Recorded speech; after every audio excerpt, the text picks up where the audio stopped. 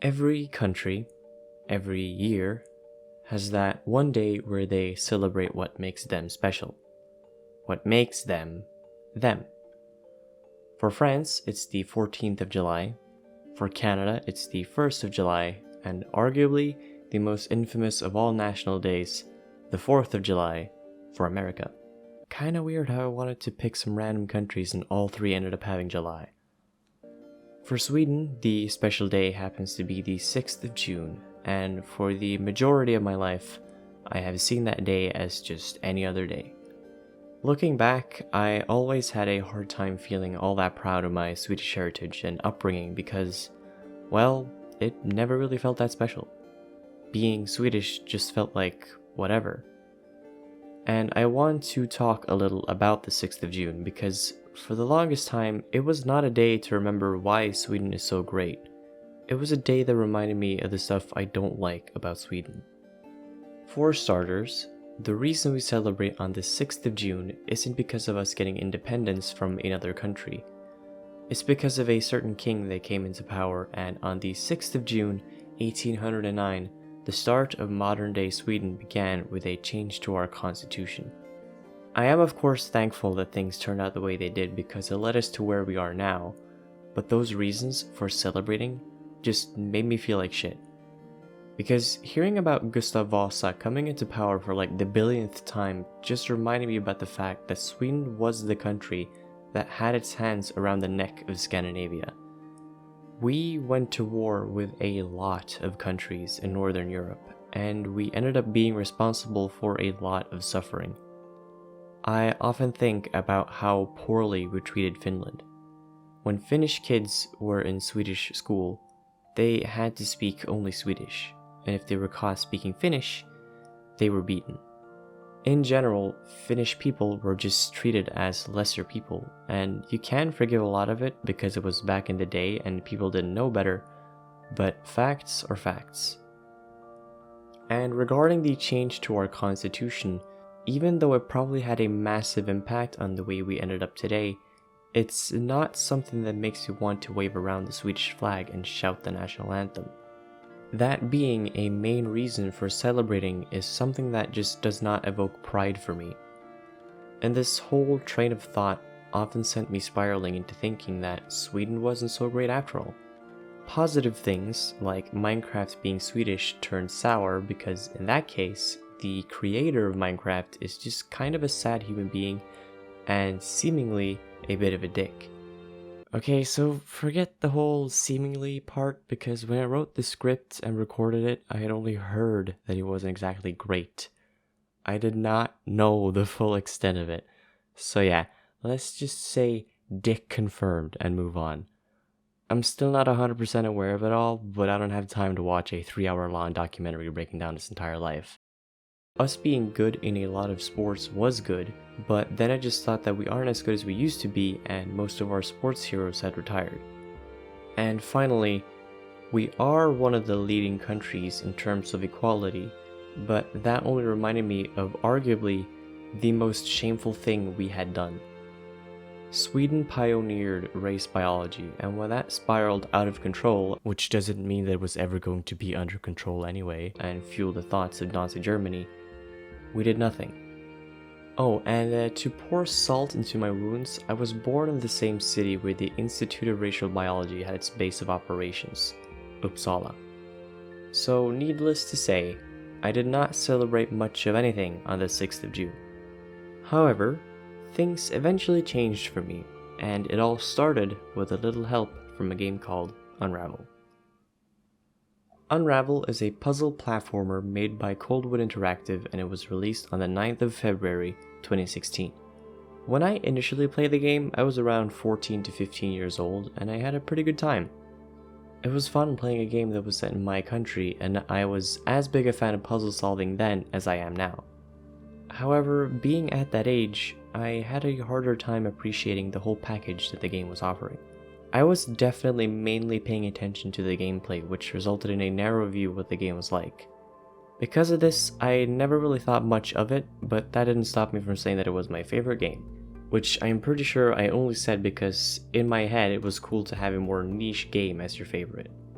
Eventually though, other games came up and I moved on from Unravel.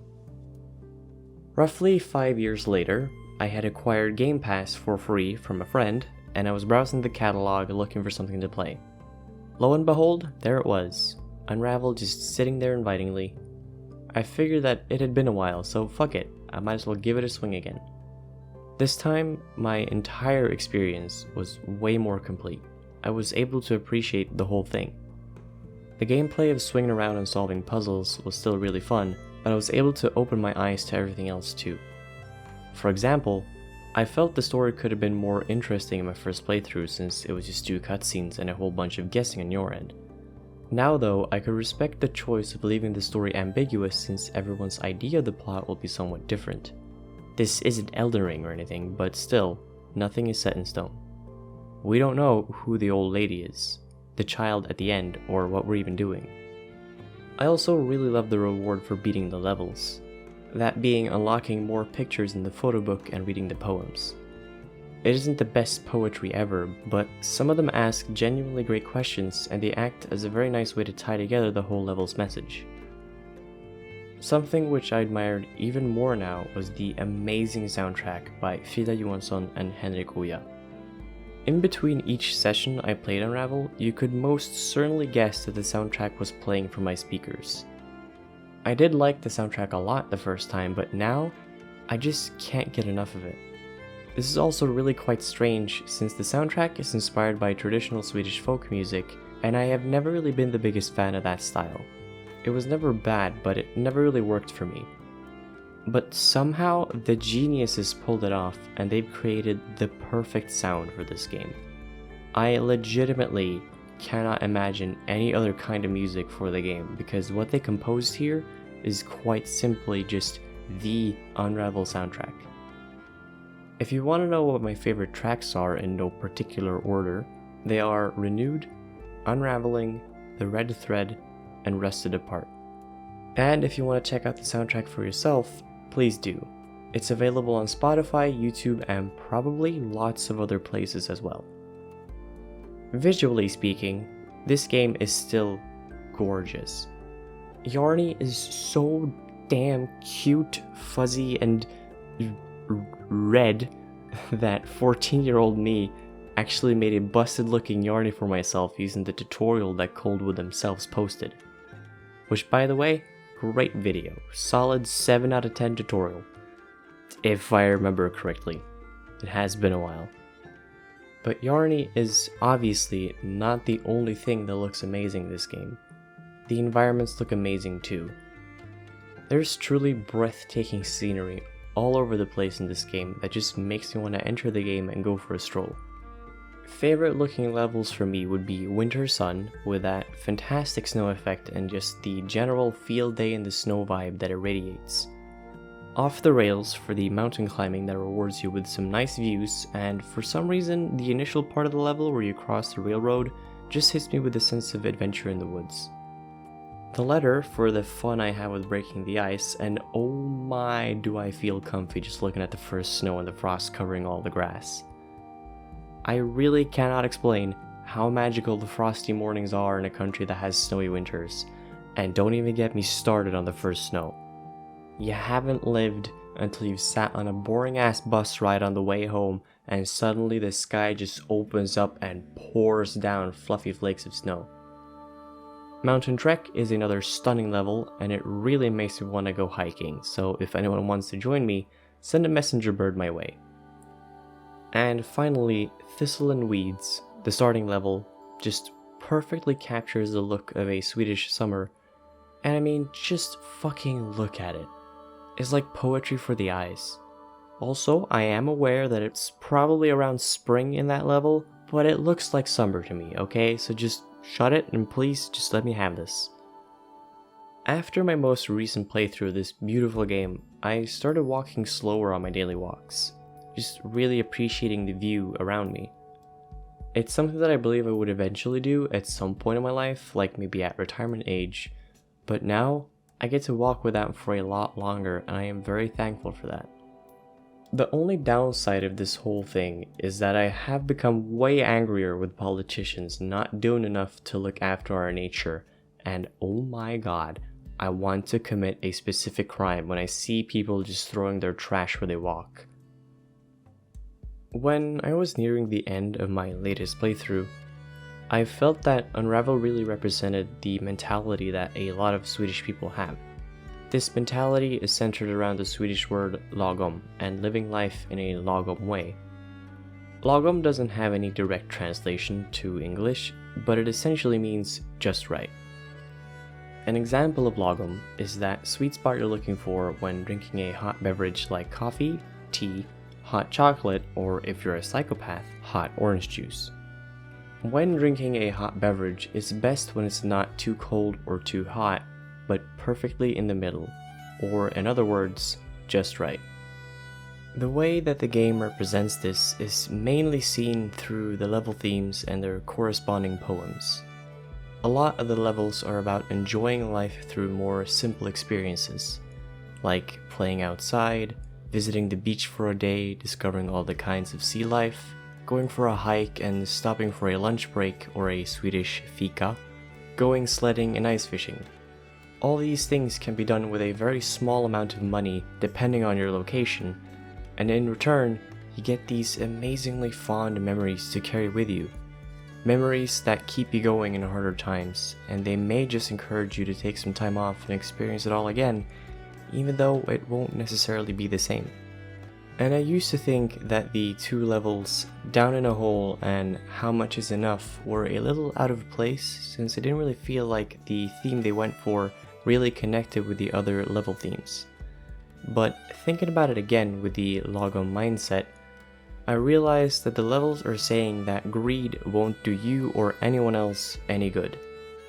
The mining project in the levels clearly represents too much at once, which is why it all ends with the nature around the area taking a massive hit and the guy in charge losing too. I don't think it's saying lagom is the only way, but rather too much is a very slippery slope that can result in disaster. And I think that fits with the rest of the game as well. Lagom really is the backbone of the game's core message, which just enforces the fact that this game is Swedish down to its core and that it was made by Swedish people. Now, obviously, not every Swede cares to live in this lagom way, because there are definitely a lot of Swedes that would just buy the biggest house they could get their hands on and spend the rest of their days buying new expensive cars and shit if they could. But I do genuinely believe that the majority of people in Sweden, and honestly Scandinavia as a whole, have this idea of living lagom close at heart. I mean, if you want more proof, look at PewDiePie and how he's living his best life in Japan. He has made and is continuing to make loads of money, and yet his office is, well, say it with me now, lagom. He could have easily bought a house with a way bigger office, he could have bought a really expensive car, and he could have just done so much more with that amount of money, and yet, he didn't. He likes to live in a lagom way, to the point where apparently he doesn't even own multiple pairs of shoes. He has one pair, and when they get torn up over time, he gets a new pair later. It reminds me of how the founder of IKEA, Ingvar Kamprad, drove around in a 20-year-old Volvo and flew economy, even though he easily could have been doing way quote-unquote better than that with the money he was making. This isn't a cheapskate way of living, it's simply just living life in a way that makes you appreciate what you have even more. When I finished Unravel, and I was flipping through the last poem, looking at the images whilst the amazing score was blaring in the background, I started crying. I just had this overwhelming gratitude of getting to grow up here in such a safe place, getting to play in the woods, making tree houses, having white Christmases so that me and my friends could make cool hideouts in the droves of snow, and slowly, over time, learning the value of lagom. I thought about my then recently passed grandpa and how much he loved spending his time up here in the north instead of the city. I started to really understand why he loved it here, and as I looked outside my window at the still bright evening sky, I just felt so proud of being Swedish. I realized why I love being Swedish. It's because of the humble lifestyle that so many of us aspire to have and teach to our kids.